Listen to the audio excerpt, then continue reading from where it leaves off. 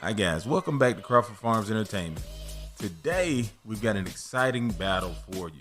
We're going to see what would happen if Krillin were to enter a tournament against all the most powerful beings in the multiverse.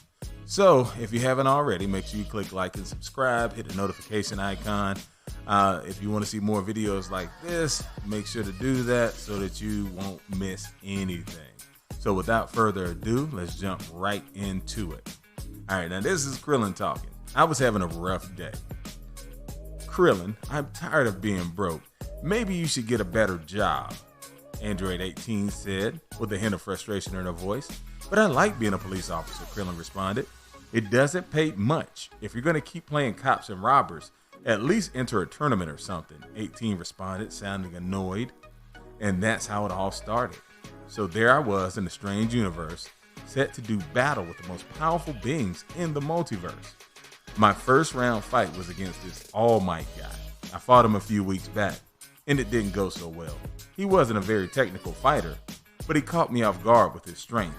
He beat me last time, but it wasn't happening again. I was ready. We stepped out onto the arena, and I could feel my heart pounding. I was nervous, terrified actually. As I looked across the battlefield, I could see a mountain of muscle brimming with confidence. He was grinning as if something was seriously psychologically wrong with him. What was even more unnerving were his cold, dark, lifeless eyes. "Let's get ready to rumble," shouted the announcer, and the battle commenced. I wasted no time and sprang into action, landing a kick to my opponent's midsection. To my surprise, he was unfazed. He threw a punch and I dodged it. I felt the force of the punch even though he missed me. And I knew that if he had landed one, I was in big trouble. He threw another strike, and this time I dodged it again. As I dodged it, I elbowed him in the back of his neck, causing him to stumble. As he regained his footing, he sprang back towards me. This time, I parried and attempted to land a hook, but he managed to dodge it. Not completely though. I grazed him. To my surprise, I saw a small cut. I had managed to injure him. He wiped the blood from his face, and suddenly, he was no longer smiling. In a fit of rage, he began throwing lightning-fast punches at me. I managed to dodge them at first, but they got faster and faster. Eventually, he landed one, and the force was so great that I felt it through my entire body. It almost felt as if I was about to explode as the force of the punch traveled through my entire body. I could feel the lights going out. Was I dying? As I began to fade out, I could see my wife and kids' faces, and it sparked a flame inside my body. I regained my footing and began to power up. All Might stood in shock as my power surged. My goodness, the surge was intense.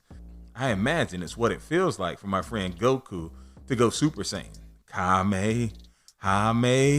Ha! By the time he realized what was happening, it was too late. My ki blast knocked him from the stage. I was the winner. I had finally avenged my loss. I had won the battle. But who would I face next? There were rumors of an Asgardian and a Kryptonian that were tearing their way through the bracket. Each of them was significantly more powerful than my first opponent. I thought to myself, do I have what it takes?